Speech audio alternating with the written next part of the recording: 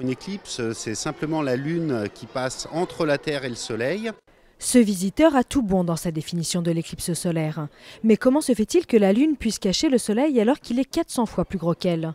C'est simplement parce que la Lune est à la bonne distance entre nous, la Terre et le Soleil, et ce qui fait qu'on va voir en fait la Lune comme ayant la même taille apparente que le Soleil. En réalité, la Lune elle est bien plus proche de la Terre que le Soleil, et la Lune est bien plus petite aussi que le Soleil.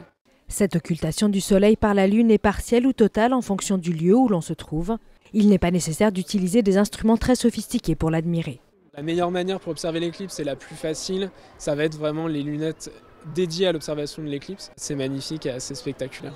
Si les éclipses font aujourd'hui souvent rêver, elles ont aussi été synonymes de craintes et de croyances.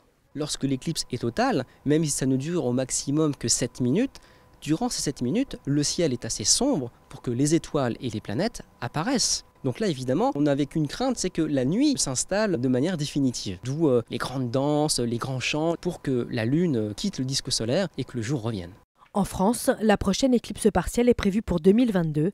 Il faudra attendre 2081 pour une totale.